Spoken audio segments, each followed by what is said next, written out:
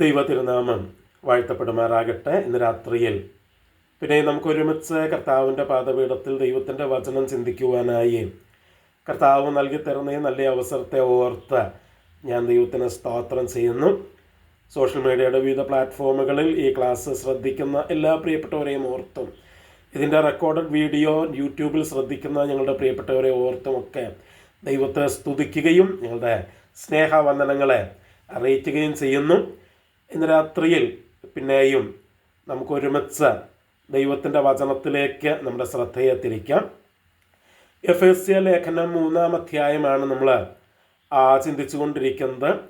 ഇത് നമ്മുടെ 65-ാമത്തെ ക്ലാസ്സാണ്. നേരത്തെയുള്ള ക്ലാസ്സുകളൊക്കെ യൂട്യൂബിൽ നമ്മൾ അപ്ലോഡ് ചെയ്തിട്ടുണ്ട്. അത് കാണണം എന്ന് താല്പര്യമുള്ളവർക്ക് അത് കാണാവുന്നതാണ്. ഇന്ന് നമ്മൾ പിന്നെയും എഫേസ്യ ലേഖനം 3-ാം അധ്യായത്തിലേക്ക് നമുക്ക് കടന്നു വരാം. കഴിഞ്ഞ ആഴ്ച നമ്മളതിൻ്റെ 15-ഉം 16-ഉം വാക്യങ്ങളായിരുന്നു ചർച്ച ചെയ്തത്. ഇന്ന് നമ്മൾ അതിൻ്റെ കഴിഞ്ഞ ആഴ്ച നമ്മളതിൻ്റെ 14-ഉം 15-ഉം വാക്യങ്ങളായിരുന്നു ചർച്ച ചെയ്തത്. ഇന്ന് നമ്മൾ അതിൻ്റെ 16 മുതൽ 19 വരെയുള്ള വാക്യങ്ങളാണ് വായിക്കുവാനായിട്ട് ആഗ്രഹിക്കുന്നത്. എഫേസ്യ ലേഖനം 3-ാം അധ്യായം അതിൻ്റെ 16 മുതൽ 19 വരെയുള്ള വാക്യങ്ങൾ. ആ വാക്യങ്ങൾ ഞാൻ വായിക്കാം. അവിടെ നമ്മളിങ്ങനെയാണ് വായിക്കുന്നത്: അവൻ തൻ്റെ മഹത്വത്തിൻ്റെ ധനത്തിനൊത്തവണ്ണം അവൻ്റെ ആത്മാവിനാൽ നിങ്ങൾ അകത്തെ മനുഷ്യനെ സംബന്ധിച്ച് ശക്തിയോടെ ബലപ്പെടേണ്ടതിനും ക്രിസ്തു വിശ്വാസത്താൽ നിങ്ങളുടെ ഹൃദയങ്ങളിൽ വസിക്കേണ്ടതിനും വരം നൽകണമെന്നും നിങ്ങൾ സ്നേഹത്തിൽ വേരൂന്നി അടിസ്ഥാനപ്പെട്ടവരായി വീതിയും നീളവും ഉയരവും ആഴവും എന്ത് എന്ന് സകല വിശുദ്ധന്മാരോടും കൂടെ ഗ്രഹിക്കുവാനും പരിജ്ഞാനത്തെ കവിയുന്ന ക്രിസ്തുവിൻ സ്നേഹത്തെ അറിയുവാനും പ്രാപ്തരാവുകയും ദൈവത്തിൻ്റെ എല്ലാ നിറവിനോളം നിറഞ്ഞു വരികയും വേണം എന്നും പ്രാർത്ഥിക്കുന്നു. ഇപ്പം കഴിഞ്ഞ ആഴ്ച നമ്മൾ പറഞ്ഞു, അപ്പോസ്തലനായ പൗലോസ് എഫെസോസിലുള്ള ദൈവമക്കൾക്ക് വേണ്ടി താൻ പ്രാർത്ഥിക്കുവാനായിട്ട് തുടങ്ങുകയാണ്. അതാണ് 14-15 വാക്യങ്ങൾ നമ്മൾ വായിച്ചത്. 15-ാം വാക്യം നമ്മൾ പറഞ്ഞു, പിതാവിൻ്റെ സന്നദ്ധിയിൽ മുട്ടുകുത്തുന്നു. അപ്പോൾ അവിടെ മുട്ടുകുത്തുന്നു എന്നുള്ള ആ പ്രയോഗം താൻ പ്രാർത്ഥിക്കുന്നു എന്നുള്ള അർത്ഥത്തിലാണ് പറഞ്ഞിരിക്കുന്നത് എന്ന് നമ്മളവിടെ പറഞ്ഞു. അപ്പോൾ ഈ 16 മുതൽ 19 വരെയുള്ള 4 വാക്യങ്ങളിൽ അപ്പോസ്തലനായ പൗലോസ് ഈ സഭയ്ക്ക് വേണ്ടി പ്രാർത്ഥിക്കുന്ന പ്രാർത്ഥനയാണ് നമ്മളവിടെ വായിക്കുന്നത്. വാസ്തവത്തിൽ ഈ ലേഖനത്തിൽ ഈ സഭയ്ക്ക് വേണ്ടി അപ്പോസ്തലൻ പ്രാർത്ഥിക്കുന്ന 2 പ്രാർത്ഥനകളാണ് നമുക്ക് കാണാനായിട്ട് കഴിയുന്നത്.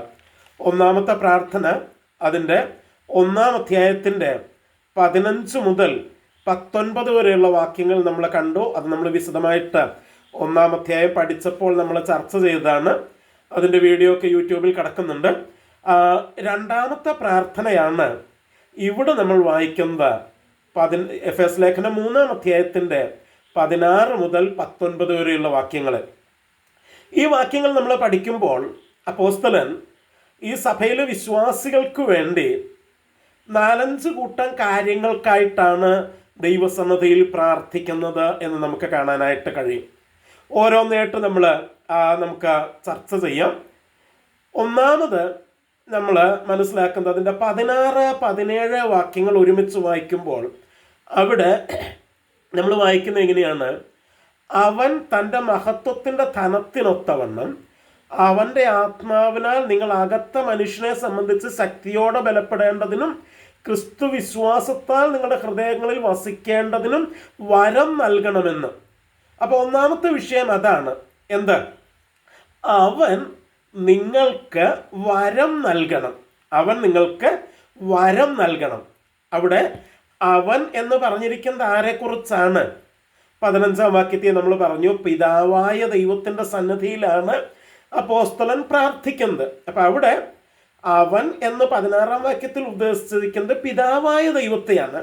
അപ്പം ആ പിതാവായ ദൈവം അവർക്ക് വരം നൽകണം എന്നാണ് പ്രാർത്ഥിക്കുന്നത്.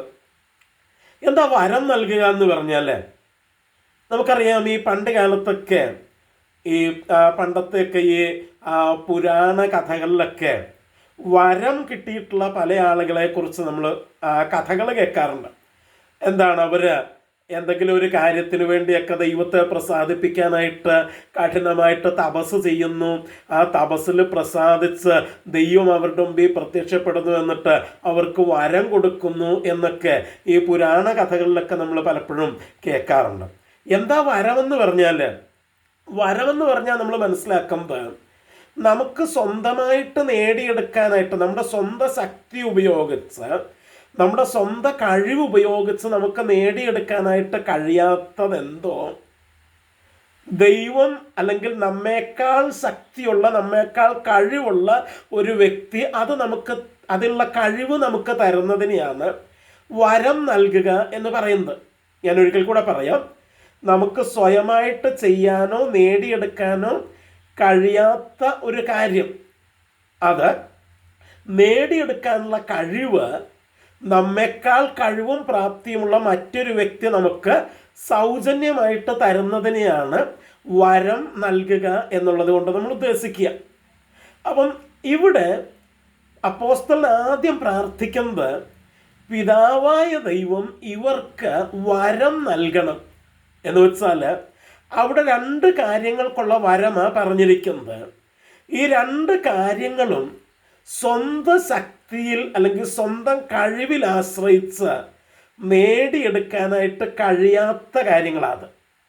അത് ചെയ്യണമെങ്കിൽ, അത് അങ്ങനെ ആകണമെങ്കിൽ, അല്ലെങ്കിൽ അത് ലഭിക്കണമെങ്കിൽ നമ്മേക്കാൾ കഴിവുള്ളവനായ, നമ്മേക്കാൾ ശക്തിയുള്ളവനായ ദൈവം നമുക്ക് വരം തന്നെങ്കിലേ അത് നടക്കുകയുള്ളൂ.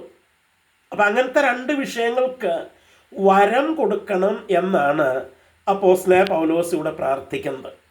എന്തെല്ലാം കാര്യങ്ങൾക്ക് വരം കൊടുക്കണം എന്നാണ് താൻ പ്രാർത്ഥിക്കുന്നത് എന്ന് ചോദിച്ചാൽ 16-ാം വാക്യത്തിൽ നമ്മൾ വായിക്കുന്നു, അവൻ തൻ്റെ മഹത്വത്തിൻ്റെ ധനത്തിനൊത്തവണ്ണം അവൻ്റെ ആത്മാവിനാൽ നിങ്ങൾ അകത്തെ മനുഷ്യനെ സംബന്ധിച്ച് ശക്തിയോടെ ബലപ്പെടേണ്ടതിന്. അപ്പം ഒന്നാമത് അപ്പോസ്തലൻ പ്രാർത്ഥിക്കുന്നത് ഈ എഫെസോസിലെ ദൈവമക്കൾ അവര് ശക്തിയോടെ ബലപ്പെടേണ്ടതിനാണ് പ്രാർത്ഥിക്കുന്നത്. ശക്തിയോടെ ബലപ്പെടേണ്ടത്. വാസ്തവത്തിൽ ശക്തി, ബലം എന്ന് പറയുന്നത് ഏകദേശം ഒരേ അർത്ഥമാണ്. ഇത് 2ഉം കൂടെ ഒരുമിച്ച് അവിടെ ഉപയോഗിച്ചിരിക്കുക. ശക്തിയോടെ ബലപ്പെടേണ്ടതിന് എന്ന് പറയുമ്പോൾ അതിൻ്റെ അർത്ഥം ഒരൽപ്പം ഡിഗ്രി കൂട്ടി അവിടെ പറഞ്ഞിരിക്കുക.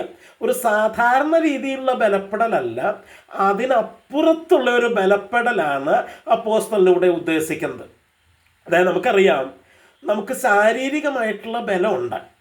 ഈ ശാരീരികമായിട്ടുള്ള ബലം നമുക്ക് ലഭിക്കേണ്ടതിന് അല്ലെങ്കിൽ കിട്ടാനായിട്ട് നമ്മൾ ചെയ്യുന്നത് നല്ല ആഹാരമൊക്കെ കഴിക്കും, നല്ല എക്സസൈസൊക്കെ ചെയ്യും. അങ്ങനെയൊക്കെ ചെയ്യുമ്പോഴാണ് നമുക്ക് ശാരീരികമായിട്ടുള്ള ശക്തി അല്ലെങ്കിൽ ബലം കിട്ടുന്നത്. പക്ഷെ അതല്ല ഇവിടെ ഉദ്ദേശിക്കുന്നത്. ഇവിടെ ഉദ്ദേശിക്കുന്നത് അതിനേക്കാൾ അല്പം കൂടെ ഡിഗ്രി കൂടിയ ഒരു ശക്തീകരണം, ഒരു ബലപ്പെടലാണ് ഇവിടെ ഉദ്ദേശിക്കുന്നത്.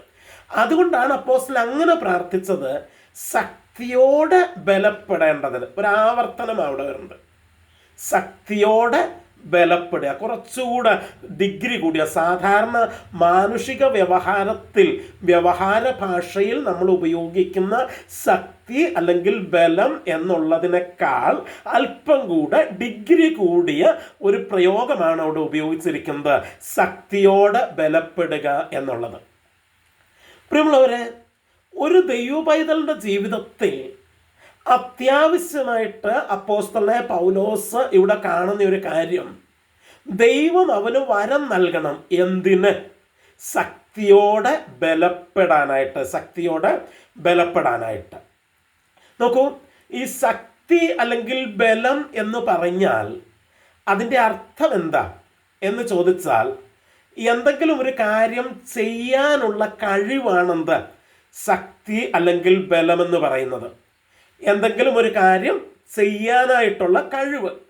അപ്പൊ ശക്തി കിട്ടി അല്ലെങ്കിൽ ബലം കിട്ടി എന്ന് പറഞ്ഞാൽ അതിൻ്റെ അർത്ഥം അവൻ എന്തോ കാര്യങ്ങൾ ചെയ്യാനുള്ള കഴിവ് കിട്ടിയെന്ന് അതിൻ്റെ അർത്ഥം. ഇന്ന് പലപ്പോഴും വിശ്വാസികളുടെ ഇടയിൽ ഈ ശക്തി അല്ലെങ്കിൽ ബലം എന്നൊക്കെ കേൾക്കുമ്പം അവരതിനെ തെറ്റിദ്ധരിച്ചിരിക്കുക. ഏതാണ്ട് ഒച്ച ഉണ്ടാക്കാനോ അല്ലെങ്കിൽ ഉറക്ക കൈയടിക്കാനോ എന്തോ ശരീരം അങ്ങ് ഇളക്കി കുലുക്കാനോ ഒക്കെ ഉള്ള എന്തോ ഒരു പരിപാടിയായിട്ടാണ് അവരതിനെ മിക്കവാറും ഒക്കെ കാണുന്നത്. അല്ല കേട്ടോ, അല്ല. ബൈബിളിൻ്റെ അടിസ്ഥാനത്തിൽ അല്ലെങ്കിൽ ഭാഷയുടെ അടിസ്ഥാനത്തിൽ തന്നെ ശക്തിപ്പെടുക അല്ലെങ്കിൽ ബലപ്പെടുക എന്ന് പറഞ്ഞാൽ അതിൻ്റെ അർത്ഥം എന്തോ ചെയ്യാനായിട്ട് ഉള്ള കഴിവ് നമുക്ക് ലഭിക്കുന്നു എന്നാണ്. അപ്പം എന്ത് ചെയ്യാനാണ് ശക്തിപ്പെടുന്നത്? വെറുതെ ശക്തിപ്പെടുകയല്ല, മനസ്സിലാക്കണം. വെറുതെ അങ്ങോട്ട് ശക്തിപ്പെടല്ലോ, ഒരു പ്രയോജനമില്ലാതെ വെറുതെ ഇരുന്ന് കൈയടിക്കാനോ അല്ലെങ്കിൽ വെറുതെ ഇരുന്ന് ശരീരം ഇങ്ങനെ കുലുക്കാനോ ആയിട്ടല്ല ശക്തിപ്പെടുന്നത്. ഈ ശക്തിപ്പെടുന്നതിൻ്റെ പുറകിലൊരു ഉദ്ദേശമുണ്ട്, ഒരു പ്രയോജനമുണ്ട്. എന്തോ ചെയ്യാനുള്ള ഒരു കഴിവാണ് ദൈവം നമുക്ക് തരുന്നത്. എന്താണ് എന്ന് ചോദിച്ചാൽ ഞാൻ 2 വാക്യങ്ങൾ നിങ്ങൾ കാണിക്കാം അതോടുള്ള ബന്ധത്തിൽ. ഒന്നാമത്തത് കൊലോസ്യ ലേഖനം 1-ാം അധ്യായത്തിൻ്റെ 11-ാം വാക്യമാണ്. അവിടെ നമ്മളിങ്ങനെ വായിക്കുക, അതും അപ്പോസ്തലനായ പൗലോസ് കൊലോസ്യയിലുള്ള വിശ്വാസികൾക്ക് വേണ്ടി പ്രാർത്ഥിക്കുന്ന ഒരു പ്രാർത്ഥനയാണ്. അതിൻ്റെ 9-ാം വാക്യം തൊട്ട് അതിൻ്റെ 13-ാം വാക്യം വരെ, അതിൻ്റെ ഇടയ്ക്കാണ് 11-ാം വാക്യത്തിൽ അപ്പോസ്തലൻ തൻ്റെ പ്രാർത്ഥനയെക്കുറിച്ച് പറയുന്നത് എന്താണ്? സകല സഹിഷ്ണുതയ്ക്കും ദീർഘക്ഷമയ്ക്കുമായി അവൻ്റെ മഹത്വത്തിൻ്റെ വല്ലഭത്വത്തിനൊത്തവണ്ണം പൂർണ്ണ ശക്തിയോടെ ബലപ്പെടണമെന്ന്.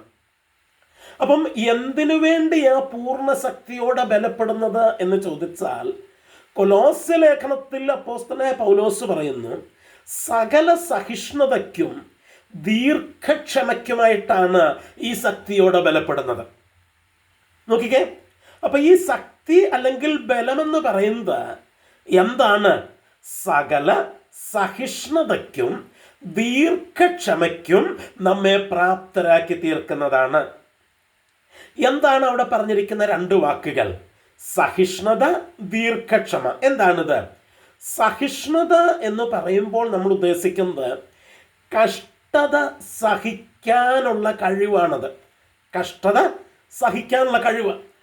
മക്കളെ, ബേസിക്കലി മനുഷ്യൻ്റെ ഒരു പ്രത്യേകത എന്താണെന്ന് വെച്ച് കഴിഞ്ഞാൽ, നമുക്ക് കഷ്ടം സഹിക്കാനായിട്ട് ഇഷ്ടവുമല്ല, കഷ്ടം സഹിക്കാനായിട്ട് നമുക്ക് കഴിവുമില്ല. ഒരു ചെറിയൊരു പരിധിക്കപ്പുറത്തേക്ക് കഷ്ടം വന്നു കഴിഞ്ഞാൽ പിന്നെ നമ്മൾ ആകെ ഡിപ്രസ്ഡായി, ആകെപ്പാടെ നിരാശരായി, ആകെപ്പാടെ പ്രശ്നത്തിലായി, നമ്മളങ്ങ് വല്ലാത്തൊരവസ്ഥയിലേക്ക് അങ്ങ് മാറിപ്പോകും. കാരണം എന്താ? നമുക്ക് കഷ്ടം സഹിക്കാനുള്ള കഴിവ് നമുക്ക് ഇല്ല. സ്വാഭാവികമായിട്ട് ബൈ നേച്ചർ കഷ്ടത സഹിക്കാനുള്ള കഴിവ് നമുക്കില്ല. അപ്പം വിശ്വാസത്തിൽ വരുമ്പോൾ നമ്മൾ നേരത്തെ മുൻപുള്ള ചില ക്ലാസ്സുകളിൽ പറഞ്ഞിട്ടുണ്ട്, നമ്മൾ തിമോഥെയോസ് ലേഖനത്തിലൊക്കെ വായിച്ചിട്ടുണ്ട്, ക്രിസ്തുയേശുവിൽ ഭക്തിയോടെ ജീവിക്കുന്നവർക്കെല്ലാം ഉപദ്രവമുണ്ടാകും. കർത്താവ് പറഞ്ഞു, ലോകത്തിൽ നിങ്ങൾക്ക് കഷ്ടമുണ്ട്. അപ്പം ക്രിസ്തീയ ജീവിതത്തിൽ ആയിരിക്കുമ്പോൾ അവിശ്വാസികൾക്കുള്ളതിനേക്കാൾ അല്പം കൂടെ അല്ല, വളരെയധികം കഷ്ടം നമുക്കുണ്ടാകും. എന്തുകൊണ്ട്? നമ്മൾ പറഞ്ഞു, കർത്താവ് പറഞ്ഞതാണ്, നിങ്ങൾ ലോകക്കാരായിരിക്കാതെ ഞാൻ നിങ്ങളെ ലോകത്തിൽ നിന്ന് വേർതിരിച്ചത് കൊണ്ട്, തെരഞ്ഞെടുത്തത് കൊണ്ട് ലോകം നിങ്ങളെ പകയ്ക്കും. അപ്പം വിശ്വാസികളായിരിക്കുമ്പോൾ നമുക്ക് കഷ്ടതയുണ്ട്, അവിശ്വാസികൾക്കും കഷ്ടതയുണ്ട്. പക്ഷേ വിശ്വാസികളെ സംബന്ധിച്ചിടത്തോളം അവർക്ക് അല്പം കൂടെ കൂടുതൽ കഷ്ടതയുണ്ട്. എന്നാ പ്രശ്നം? വിശ്വാസികൾക്കും അവിശ്വാസികൾക്കും ഒരേ നിലവാരത്തിലുള്ള പല കഷ്ടതകളുമുണ്ട്. എന്നാൽ ഒരു വിശ്വാസി അവൻ വിശ്വാസി ആയിരിക്കുന്നത് കൊണ്ട് അവനുണ്ടാകുന്ന വേറെ ചില കഷ്ടതകളുമുണ്ട്. അപ്പം അവൻ ആ കഷ്ടത കൂടുതൽ. അപ്പം സ്വാഭാവികമായിട്ട് കഷ്ടത സഹിക്കാനായിട്ട് മനുഷ്യന് കഴിവ് കുറവാണ്. എന്നാൽ ഈ പിതാവായ ദൈവം നമുക്ക് വരം നൽകി ആ പൂർണ്ണ ശക്തിയോടെ നമ്മെ ബലപ്പെടുത്തുന്നത് എന്തിനാണ് എന്ന് ചോദിച്ചാൽ, കഷ്ടതയുടെ നടുവിൽ സഹിഷ്ണുതയോടെ നിൽക്കാനായിട്ടാണ് ദൈവം അത് ചെയ്യുന്നത്. പ്രിയമുള്ളവരെ, ഞാൻ ചോദിച്ചോട്ടെ, ചില സമയത്തൊക്കെ ചിലരുടെയൊക്കെ കുത്തുവാക്കുകൾ അത് ചിലപ്പോൾ നിങ്ങളുടെ സഭയിലെ പാസ്റ്റർ ആയിരിക്കാം, നിങ്ങളുടെ കൂട്ടുവിശ്വാസികളായിരിക്കാം, നിങ്ങളുടെ ഫ്രണ്ട്സ് ആയിരിക്കാം, നിങ്ങളുടെ റിലേറ്റീവ്സ് ആയിരിക്കാം. അവരുടെയൊക്കെ കുത്തുവാക്കുകളും പരിഹാസങ്ങളും അവിടെയൊക്കെ ചില ചോദ്യങ്ങളും ഒക്കെ കേൾക്കുമ്പം നമ്മൾ ചിലപ്പോഴൊക്കെ ആകെ ഡൗൺ ആയി പോകാറില്ലേ? എന്നാ കാര്യം അറിയാവോ? ഈ സഹിഷ്ണുതയുടെ ബലം നമുക്ക് ലഭിക്കുന്നില്ലെന്നുള്ളതാണ്. എന്നാൽ ഏത് പരിഹാസത്തിൻ്റെ നടുവിലും ഏത് കുത്തുവാക്കുകളുടെ നടുവിലും, അത് സഭയ്ക്കകത്തുനിന്നാകട്ടെ പുറത്തുനിന്നാകട്ടെ, ഏത് ഉപദ്രവത്തിൻ്റെ നടുവിലും ഏത് കഷ്ടതയുടെ നടുവിലും തളർന്നു പോകാതെ നമ്മെ നിൽക്കാൻ പ്രാപ്തരാക്കുന്നത് ഈ ശക്തിയാണ്. Hallelujah, hallelujah. അപ്പോൾ അപ്പോസ്തലൻ എഫെസോസിലെ സഭയ്ക്ക് വേണ്ടി പ്രാർത്ഥിക്കുന്നത് ഇവർക്ക് ഈ ശക്തിയോടെ ഇവർ ബലപ്പെടണം. എന്തിന്? കഷ്ടതയുടെ നടുവിൽ സഹിഷ്ണുതയോടെ നിൽക്കേണ്ടതിന്. കഷ്ടതയുടെ നടുവിൽ നഷ്ടധീരന്മാരായി പോകാതെ ധൈര്യത്തോടെ സഹിഷ്ണുതയോടെ കർത്താവിന് വേണ്ടി നിൽക്കാനായിട്ട് ഇടയാകേണ്ടതിന്. നമ്മൾ കർത്താവിന് വേണ്ടി നിൽക്കുന്നതിൻ്റെ പേരിൽ ചിലപ്പോൾ നമ്മുടെ ജീവിതത്തിൽ ചില നന്മകളൊക്കെ മുടങ്ങിപ്പോയിട്ടില്ലേ? ചിലപ്പോൾ നമ്മൾ ഉദ്ദേശിക്കുന്ന പോലെ കാര്യങ്ങളൊക്കെ നടക്കാതെ പോയിട്ടില്ലേ? അതിൻ്റെയൊക്കെ നടുവിൽ പലപ്പോഴും നമ്മൾ ക്ഷീണിച്ചു പോയിട്ടുണ്ട്. എന്നാൽ ഈ ശക്തി അത് നമ്മെ സഹിഷ്ണുതയോടെ നിൽക്കാനായിട്ട് പ്രാപ്തരാക്കുന്നതാണ്. ഹല്ലേലൂയ. അപ്പോൾ ഒന്നാമത് ഈ ശക്തിയോടെ ബലപ്പെടുക എന്ന് പറയുമ്പോൾ അതിൻ്റെ ഉദ്ദേശം സഹിഷ്ണുതയാണ്. രണ്ടാമത് കൊലോസ് ലേഖനം 1:11 തന്നെ പറയുന്നു, സകല സഹിഷ്ണുതയ്ക്കും ദീർഘക്ഷമയ്ക്കുമായി. ഇപ്പം രണ്ടാമത്തെ വിഷയം ദീർഘക്ഷമയ. എന്താ ദീർഘക്ഷമ എന്ന് പറഞ്ഞാൽ, പുതിയ നിയമത്തിൽ ദീർഘക്ഷമ എന്ന് പറഞ്ഞിരിക്കുന്നത് വാഗ്ദത്ത നിവൃത്തീകരണത്തിന് വേണ്ടി ക്ഷമയോടെയുള്ള കാത്തിരിപ്പിന്. എന്താ ഞാൻ പറഞ്ഞത്? പുതിയ നിയമത്തിൽ ദീർഘക്ഷമ എന്ന് പറഞ്ഞിരിക്കുന്നത് വാഗ്ദത്ത നിവൃത്തീകരണത്തിനായിട്ടുള്ള ക്ഷമയോടുകൂടെയുള്ള കാത്തിരിപ്പിനാണത്, അല്ലേ? നമുക്കറിയാം, പഴയ നിയമത്തിൽ ദൈവം അബ്രഹാമിനോട് പറഞ്ഞു, ഞാൻ നിനക്ക് ഒരു മകനെ തരുമെന്ന്. 75-ാമത്തെ വയസ്സിലാണ് പറഞ്ഞത്. എന്നാൽ നീണ്ട 25 വർഷങ്ങൾ അബ്രഹാം ദീർഘക്ഷമയോടെ അതിനുവേണ്ടി കാത്തിരുന്നു. ഇയ്യോബിൻ്റെ ജീവിതത്തിൽ അവൻ്റെ ജീവിതത്തിൽ സകലതും നഷ്ടപ്പെട്ടു. പക്ഷേ അപ്പോഴും അവൻ്റെ ഉള്ളിൽ ദൈവം തൻ്റെ വാഗ്ദത്തത്തിലൂടെ കൊടുത്തിരുന്ന ആ പ്രത്യാശയ്ക്കായിട്ട് അവൻ ദീർഘക്ഷമയോടെ കാത്തിരുന്നു. ഇതാ പ്രിയമുള്ളവരെ, നമ്മുടെ ജീവിതത്തിലും ഞാൻ കഴിഞ്ഞ ദിവസങ്ങളിൽ എനിക്ക് പനിയായിരുന്നു, പനി ജസ്റ്റ് മാറി വരുന്നേ ഉള്ളൂ. ഓക്കെ, അപ്പം നമ്മുടെ ജീവിതത്തിലും എന്താണ്, പലപ്പോഴും ദൈവം നമ്മളോട് പറഞ്ഞിട്ടുള്ള വാഗ്ദത്ത നിവൃത്തീകരണത്തിനായിട്ട് താമസം വരുമ്പോൾ നമ്മൾ ക്ഷീണിച്ചു പോകാറുണ്ട്, ദൈവത്തിൻ്റെ വാഗ്ദത്തത്തിൽ സംശയിക്കാറുണ്ട്. എന്നാൽ അതിനുവേണ്ടി ദീർഘക്ഷമയോടെ കാത്തിരിക്കുക. മക്കളെ, ഞാൻ പറഞ്ഞത് ദൈവത്തിൻ്റെ വാഗ്ദത്തം എന്ന് ഞാൻ പറഞ്ഞത് ഏതെങ്കിലും പ്രവാചകന്മാരെ നിങ്ങളുടെ തലയിൽ കൈവച്ച് പറഞ്ഞ കാര്യമല്ല. അതല്ല ഞാൻ പറഞ്ഞത്. ഞാനതിനെതിരല്ല. പക്ഷേ അതല്ല ഞാനിവിടെ പറയുന്നത്. ദൈവം തൻ്റെ വചനത്തിലൂടെ നമുക്ക് നൽകിയിരിക്കുന്ന വാഗ്ദത്തങ്ങളുണ്ട്. അതാണ് അതിനകത്ത് ഏറ്റവും വലിയ വാഗ്ദത്തമാണ് കർത്താവിൻ്റെ മടങ്ങിവരവ്. കർത്താവിൻ്റെ മടങ്ങിവരവ്, നമ്മുടെ തേജസ്കരണം. അത് പലപ്പോഴും നമ്മുടെയൊക്കെ ഉള്ളിൽ പിശാച് കൊണ്ടുവന്നിടുന്ന ഏറ്റവും പ്രധാനപ്പെട്ട ഒരു സംശയമായത്, കർത്താവ് വരുമോ? എത്ര കാലമായി പറയുന്നു? 32,000 വർഷമായില്ലേ പറയുന്നു, എന്താ ഞാൻ വേഗം വരുന്നു എന്ന്. എന്നിട്ട് ഇതുവരെ വന്നില്ലല്ലോ, അല്ലേ? അപ്പം അവിടെ പിശാച് നമ്മുടെ ആ ദീർഘക്ഷമയിൽ നിന്ന് നമ്മെ മാറ്റുകയാണ് ചെയ്യുന്നത്, കാത്തിരിപ്പിൽ നിന്ന്. അല്ലാതെ കാറ് തരാം, വീട് തരാം, ജോലി തരാം, കല്യാണം നടത്തി തരാം എന്നൊക്കെ പ്രവാചകന്മാർ തലയെ കൈവച്ച് പറയുന്ന വാഗ്ദത്തത്തെക്കുറിച്ചല്ല ഞാൻ പറഞ്ഞത്. അത് ഈ 99% ദൈവം അറിയാതെ പറയുന്നതാണ്. ദൈവം പോലും അറിഞ്ഞിട്ടുണ്ടാവില്ല ആ കാര്യങ്ങൾ. ഓക്കെ, അത് അവർ ചില പ്രവാചകന്മാർ തന്നെ തുറന്ന് പറഞ്ഞിട്ടുണ്ട്, ഞങ്ങൾ കയ്യിൽ പറയുന്നതാന്ന്. ഓക്കെ, അതൊന്നുമല്ല എൻ്റെ വിഷയം. ഞാൻ പറയുന്നത് ദൈവവചനം നമുക്ക് തന്നിരിക്കുന്ന വാഗ്ദത്തങ്ങൾ, അതിനു വേണ്ടി ദീർഘക്ഷമയോടെ കാത്തിരിക്കുക. താമസിച്ചാലും അത് കാത്തിരിക്കാനുള്ള ശക്തി, ബലം. അപ്പോൾ കൊലോസ്യ ലേഖനത്തിൽ 2 കാര്യങ്ങളാണ് പറഞ്ഞത്. ഒന്ന് സഹിഷ്ണുതയ്ക്കായിട്ട്, 2 ദീർഘക്ഷമയ്ക്കായിട്ട് പൂർണ്ണശക്തിയോടെ ബലപ്പെടുക. ഒരു വാക്യം കൂടെ അതോടുള്ള ബന്ധത്തിൽ നമുക്കൊന്ന് വായിക്കണം. എഫേസ്യ ലേഖനത്തിൽ തന്നെ അതിൻ്റെ 6-ാം അധ്യായത്തിൻ്റെ 10-ാം വാക്യം നമ്മൾ വായിക്കുമ്പോൾ അവിടെ പറയുക, ഒടുവിൽ കർത്താവിലും അവൻ്റെ അമിത ബലത്തിലും ശക്തിപ്പെടുവിൻ.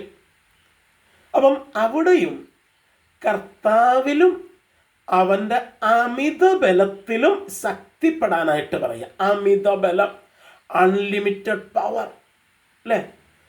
അതാണ് ആ അമിത ബലത്തിൽ എന്ത് ചെയ്യുക? ശക്തിപ്പെടുക. എന്തിന് നമുക്കറിയാം. നമ്മൾ ആ വാക്യങ്ങൾ വിശദമായിട്ട് ചർച്ച ചെയ്യും, നമ്മളവിടെ വരുമ്പോൾ ചർച്ച ചെയ്യും. ഇപ്പം ഞാൻ സാന്ദർഭിക വശാൽ അതൊന്ന് എടുത്തന്നേ ഉള്ളൂ. എന്തിനാണ് ബലപ്പെടുന്നത് എന്ന് ചോദിച്ചാൽ അതിൻ്റെ താഴേക്ക് നമ്മൾ വായിക്കുമ്പോൾ എന്താണ് നമ്മൾ കാണുന്നത്? പിശാചിനോടും അവൻ്റെ ദൂതന്മാരോടുമുള്ള പോരാട്ടത്തെക്കുറിച്ചാണ് നമ്മൾ വായിക്കുന്നത്. അപ്പം ഒരാത്മീക യുദ്ധം, ഒരു സ്പിരിച്വൽ വാർഫെയർ, പിശാചിനോടും അവൻ്റെ ദൂതന്മാരോടുമുള്ള യുദ്ധം, പോരാട്ടം. അതിനകത്ത് പിടിച്ചു നിൽക്കാനും തോൽക്കാതിരിക്കാനും നിങ്ങൾ ആഗ്രഹിക്കുമെങ്കിൽ നമ്മുടെ സ്വന്തം ശക്തി കൊണ്ടത് കഴിയില്ല. ഈ കർത്താവിൻ്റെ ശക്തിയോടെ അമിത ബലത്തിൽ നാം ശക്തിപ്പെടണം. മക്കളെ, ഞാനൊരു കാര്യം പറയാം. പിശാചിൻ്റെ പോരാട്ടം എന്ന് പറയുമ്പോൾ നിങ്ങൾ ഒരിക്കലും തെറ്റിദ്ധരിക്കരുത്. നിങ്ങളുടെ ഭൗതികമായിട്ടുള്ള എന്തെങ്കിലും വിഷയത്തിനകത്ത് ഉള്ള പോരാട്ടമല്ല നമ്മളിവിടെ ഉദ്ദേശിക്കുന്നത്. കാരണം ആ ഭാഗം നമ്മൾ ഡിസ്കസ് ചെയ്യുമ്പോൾ നമുക്ക് കാണാനായിട്ട് പറ്റും.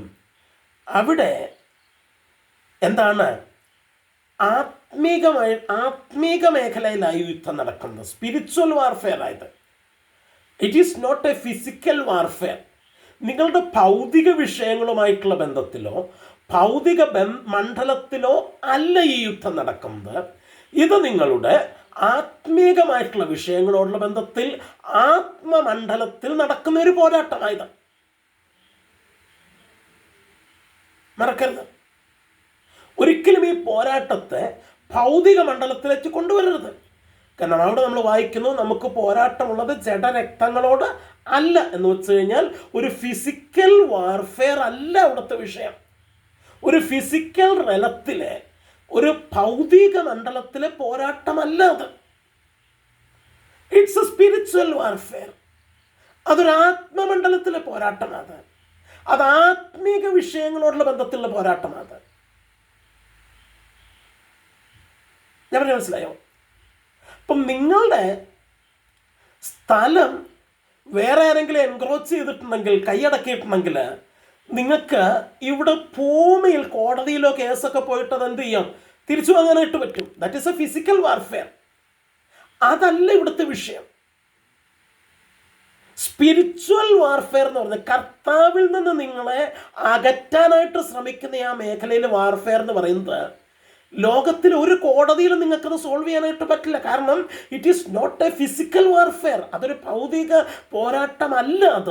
അതൊരു ആത്മമണ്ഡലത്തിലെ ആത്മീക പോരാട്ടമാണ്. ആ പോരാട്ടത്തിൽ വിജയിക്കാൻ നിങ്ങൾക്ക് കഴിയണമെങ്കിൽ ഈ ശക്തിയുടെ ബലം നിങ്ങൾക്ക് ആവശ്യമുണ്ട്. അപ്പോൾ ഈ 3 വിഷയങ്ങളാണ് നമ്മൾ പറഞ്ഞത്. അപ്പോസ്തലൻ പൗലോസ് പറയുന്നു, പിതാവായ ദൈവം എഫെസോസിലെ വിശ്വാസികൾക്ക് വരം നൽകണം. എന്തിന്? അവർ എന്താണ്? ശക്തിയോടെ ബലപ്പെടേണ്ടതിന്. എന്തിനു വേണ്ടി ശക്തിയോടെ ബലപ്പെടണം? 3 കാര്യങ്ങൾ നമ്മൾ പറഞ്ഞു. ഒന്ന്, കഷ്ടതയുടെയും പരിഹാസത്തിൻ്റെയും ഒക്കെ നടുവിൽ സഹിഷ്ണുതയോടെ നിൽക്കാനായിട്ട് ബലപ്പെടണം. 2, ദൈവിക വാഗ്ദത്തങ്ങൾ വൈകുന്നു എന്നും അത് നിറവേറ്റപ്പെടാൻ സാധ്യതയില്ലെന്നും ഉള്ള പിശാചിൻ്റെ തന്ത്രങ്ങളുടെ നടുവിൽ ദീർഘക്ഷമയോടെ അതിനുവേണ്ടി കാത്തിരിക്കാനായിട്ട് നിങ്ങൾ ബലപ്പെടണം. 3, പിശാചിൻ്റെ പോരാട്ടങ്ങൾ ആത്മമണ്ഡലത്തിലെ ദൈവവുമായിട്ടുള്ള നിങ്ങളുടെ ബന്ധത്തിൽ നിന്ന് നിങ്ങളെ മാറ്റിക്കളയാനായിട്ട് ആത്മമണ്ഡലത്തിൽ നടക്കുന്ന ആത്മീക യുദ്ധത്തിൽ പിടിച്ചു നിൽക്കാനും ജയിക്കാനും നിങ്ങൾക്ക് ഈ ബലം ആവശ്യമുണ്ട്. ഹല്ലേലൂയ. അല്ലാതെ ഇത് സഭയ്ക്കകത്ത് ഞായറാഴ്ച വന്നിരുന്ന് 2 പാട്ടുപാടി കൈയടിക്കുന്ന പരിപാടി അല്ലിത്. അതല്ല. അങ്ങനെ നിങ്ങൾ തെറ്റിദ്ധരിക്കരുത്. അതല്ല ഈ സംഭവം. അല്ലെങ്കിൽ 4 അന്യഭാഷ പറയുന്ന പരിപാടി അല്ലിത്. ദൈവത്തിൻ്റെ ഡിസൈൻ അതല്ല ഈ സാധനത്തെക്കുറിച്ച്. വചനം നമ്മളോട് ഇതാ പറയുന്നത്. അപ്പോൾ അപ്പോസ്തലൻ പൗലോസ് പറയുക, ദൈവം നിങ്ങൾക്ക്, പിതാവായ ദൈവം നിങ്ങൾക്ക് വരം തരണം. എന്തിന്? നിങ്ങൾ ശക്തിയോടെ ബലപ്പെടേണ്ടതിന്. എങ്ങനെ? 3 അധ്യായത്തിൻ്റെ എഫെസോസിലെ 3 അധ്യായത്തിൻ്റെ 16 വാക്യത്തിലേക്ക് നമുക്ക് തിരിച്ചു വരാം. തൻ്റെ മഹത്വത്തിൻ്റെ ധനത്തിനൊത്തവണ്ണം. നമ്മൾ പല പ്രാവശ്യം ചർച്ച ചെയ്തിട്ടുള്ള വാക്കാണത്. അതുകൊണ്ട് ഞാനത് കൂടുതൽ ചർച്ച ചെയ്യാനായിട്ട് ആഗ്രഹിക്കുന്നില്ല. തൻ്റെ മഹത്വത്തിൻ്റെ ധനത്തിനൊത്തവണ്ണം. ദൈവത്തിൻ്റെ മഹത്വം, ദ ഗ്ലോറി ഓഫ് ഗാഡ്, അതിൻ്റെ ധനം, the riches of his glory. ഞാൻ ചോദിച്ചോട്ടെ, ദൈവത്തിൻ്റെ മഹത്വം എന്തുമാത്രമുണ്ട്? സങ്കീർത്തനത്തിലൊക്കെ പറയുക, ഭൂമി മുഴുവൻ ദൈവത്തിൻ്റെ മഹത്വം കൊണ്ട് നിറഞ്ഞിരിക്കുന്നുണ്ട്. സർവഭൂമിയും യഹോവയുടെ മഹത്വം കൊണ്ട് നിറഞ്ഞിരിക്കുക. Hallelujah. That much great glory. അത്രയും വലിയ മഹത്വം, അത്രയും വലിയ മഹത്വത്തിൻ്റെ ധനം. അതിനനുസരിച്ച് നിങ്ങൾ ബലപ്പെടണം. അപ്പം അതിനനുസരിച്ച് ബലപ്പെടണമെങ്കിൽ you should understand what is that riches of glory. ആ മഹത്വത്തിൻ്റെ ധനം എന്താണെന്ന് നിങ്ങൾക്ക് മനസ്സിലാകണം. അത് പൗലോസിൻ്റെ 1ാമത്തെ പ്രാർത്ഥനയെ പൗലോസ് പ്രാർത്ഥിച്ചത്, അവൻ നിങ്ങൾക്ക് ജ്ഞാനത്തിൻ്റെയും വെളിപ്പാടിൻ്റെയും ആത്മാവിനെ തരണമെന്ന്. നമ്മളത് ഡിസ്കസ് ചെയ്തതാ. അപ്പോൾ ജ്ഞാനത്തിൻ്റെയും വെളിപ്പാടിൻ്റെയും ആത്മാവിനാൽ ദൈവത്തിൻ്റെ ധനത്തിന്, മഹത്വത്തിൻ്റെ ധനം എന്താണെന്ന് നിങ്ങൾ മനസ്സിലാക്കി കഴിയുമ്പോഴാണ് നിങ്ങൾക്ക് ബലപ്പെടാനായിട്ട് കഴിയുന്നത്. ദാറ്റ് മീൻസ് ഈ ബലപ്പെടലിന് വേണ്ടത് a proper outlook about God. ദൈവത്തെക്കുറിച്ചുള്ള കൃത്യമായ ഒരു കാഴ്ചപ്പാട്. ഇന്ന് പലർക്കും ദൈവത്തെക്കുറിച്ച് കൃത്യമായ ഒരു കാഴ്ചപ്പാടില്ലെന്നുള്ളതാണ് നമ്മുടെയൊക്കെ വലിയ പ്രശ്നം. പക്ഷേ ഈ ബലപ്പെടൽ എന്തിന്? സഹിഷ്ണുതയ്ക്കായിട്ട്. മക്കളെ, ദൈവം ആരാന്ന് മനസ്സിലായി കഴിയുമ്പോഴാണ് സഹിക്കാൻ പറ്റുന്നത്. ദൈവം ആരാന്ന് മനസ്സിലാക്കി കഴിയുമ്പോഴാണ് ദീർഘക്ഷമയോടെ കാത്തിരിക്കാൻ പറ്റുന്നത്. ദൈവം ആരാന്ന് മനസ്സിലാക്കി കഴിയുമ്പോഴാണ് പിശാചിനോടും അവൻ്റെ തന്ത്രങ്ങളോടും ഒക്കെ എതിർത്തേക്കാൻ പറ്റുന്നത്. അപ്പം നമുക്ക് ദൈവത്തെക്കുറിച്ച് കൃത്യമായ ഒരു ഔട്ട്ലുക്ക് ഉണ്ടായിരിക്കണം. നമ്മുടെ ദൈവം ആരാ? നമ്മൾ മുൻപ് ചർച്ച ചെയ്തതാണ്. ഇതൊക്കെ നമ്മൾ പഴയ വീഡിയോകളിൽ ചർച്ച ചെയ്തതാണ് അല്ലേ? തങ്ങളുടെ ദൈവത്തെ അറിയുന്ന ജനം ഉറച്ചെന്ന് വീര്യം പ്രവർത്തിക്കും, ഒക്കെ നമ്മൾ ഡിസ്കസ് ചെയ്തതാണ്. ഞാൻ അതിലേക്കൊന്നും അധികം പോകുന്നില്ല. അപ്പം ദൈവത്തെക്കുറിച്ചുള്ള കാഴ്ചപ്പാടാണ് ഇവിടുത്തെ പ്രധാനപ്പെട്ട വിഷയം. അപ്പം ദൈവത്തെക്കുറിച്ചുള്ള കാഴ്ചപ്പാടിനാൽ അവൻ്റെ മഹത്വത്തിൻ്റെ ധനത്തിനൊത്തവണ്ണം നിങ്ങൾ ശക്തിയോടെ ബലപ്പെടണമെന്ന്. എങ്ങനെ? ഇവിടെ പറയുക, അവൻ തൻ്റെ മഹത്വത്തിൻ്റെ ധനത്തിനൊത്തവണ്ണം അവൻ്റെ ആത്മാവിനാൽ ബൈ ഹിസ് സ്പിരിറ്റ്, അവൻ്റെ ആത്മാവിനാൽ ഈ ബലം, ഈ ശക്തീകരണം നടക്കുന്നത് ദൈവത്തിൻ്റെ പരിശുദ്ധാത്മാവിനാലാണ്. അപ്പോൾ പരിശുദ്ധാത്മാവ് നമ്മെ ശക്തീകരിക്കുമോ എന്ന് ചോദിച്ചാൽ ഞാൻ പറയും 100% നമ്മെ ശക്തീകരിക്കും. കാരണം അപ്പോസ്തല പ്രവൃത്തികൾ 1:8 കർത്താവ് പറയുന്നുണ്ട്, എന്നാൽ പരിശുദ്ധാത്മാവ് നിങ്ങളുടെ മേൽ വരുമ്പോൾ നിങ്ങൾ ശക്തി ലഭിച്ചിട്ട്. അപ്പോൾ പരിശുദ്ധാത്മാവ് നമുക്ക് ശക്തി നൽകുമോ? തീർച്ചയായിട്ടും നൽകും. പരിശുദ്ധാത്മാവിനാലാണ് നാം ശക്തിപ്പെടുന്നത്. പക്ഷേ ആ ശക്തി എന്തിനുള്ളതാണ്? കൈയടിക്കാനുള്ളതാണോ? അല്ല. ഉറക്കെ ബഹളം വയ്ക്കാനുള്ളതാണോ? അല്ല. ഞാനതിനൊന്നും എതിരല്ല. അതൊക്കെ നടക്കട്ടെ. അതൊന്നും തെറ്റാന്നല്ല ഞാൻ പറഞ്ഞത്. അതൊക്കെ നടന്നോട്ടെ. നമുക്ക് സന്തോഷത്തോടെ ദൈവത്തെ ഉറക്കെ സ്തുതിക്കാനും മഹത്വപ്പെടുത്താനും കൈയടിച്ച ദൈവത്തെ മഹത്വപ്പെടുത്താനും അതൊന്നും തെറ്റല്ല. പക്ഷേ പരിശുദ്ധാത്മാവ് നമുക്ക് നൽകുന്ന ശക്തി ഈ പറഞ്ഞ 3 കാര്യങ്ങൾക്ക്. എന്താ? സഹിഷ്ണുത, ദീർഘക്ഷമ, ആത്മീക പോരാട്ടത്തിലുള്ള വിജയം. അപ്പം അവൻ്റെ ആത്മാവിനാൽ, പിതാവിൻ്റെ തൻ്റെ ആത്മാവിനാൽ, പരിശുദ്ധാത്മാവിനാൽ. നോക്കിക്കേ, ദൈവം നമുക്ക് നൽകിയിരിക്കുന്ന ഏറ്റവും വലിയ ദാനങ്ങളിലൊന്ന് അവൻ സൗജന്യമായിട്ട് അവൻ്റെ ആത്മാവിനെ നമ്മുടെ ഉള്ളിലേക്ക് നൽകിയിരിക്കുന്നു എന്നുള്ളതാണ്. ബൈബിൾ പഠിക്കുമ്പോൾ, പുതിയ നിയമം പഠിക്കുമ്പോൾ നമുക്ക് മനസ്സിലാക്കാനായിട്ട് കഴിയുന്നത് എല്ലാ വിശ്വാസികളുടെയും ഉള്ളിൽ ആര് വസിക്കുന്നുണ്ട്? പരിശുദ്ധാത്മാവ് വസിക്കുന്നുണ്ട്. വചനം പറയുന്നു, നിങ്ങൾ ദൈവത്തിൻ്റെ മന്ദിരമെന്നും ദൈവത്തിൻ്റെ ആത്മാവ് നിങ്ങളിൽ വസിക്കുന്നു എന്നും നിങ്ങൾ അറിയുന്നില്ലയോ? അല്ലേ?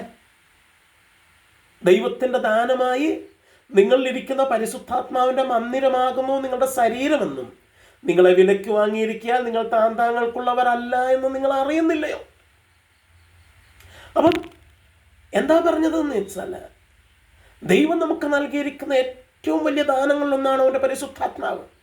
ആ പരിശുദ്ധാത്മാവ് നമ്മുടെ ജീവിതത്തിൽ ചെയ്യുന്ന വളരെ പ്രധാനപ്പെട്ട ഒരു പ്രവൃത്തിയാണ് ഹി വിൽ എംപവർ അസ്. അവൻ നമ്മെ ശക്തിപ്പെടുത്തും. അവനാണ് നമ്മെ ബലപ്പെടുത്തുന്നത്. അവനാണ് നമ്മെ ബലപ്പെടുത്തുന്നത്. എങ്ങനെ? ദൈവത്തെക്കുറിച്ചുള്ള ഔട്ട്ലുക്ക് നമ്മുടെ ഉള്ളിൽ നൽകിയിട്ട് അവൻ നമ്മെ ബലപ്പെടുത്തും. ഹല്ലേലൂയ. നോക്കിക്കേ, അപ്പം അപ്പോസ്തലനായ പൗലോസ് ഇവിടെ പറയുക, എന്താ പറയുന്നത്?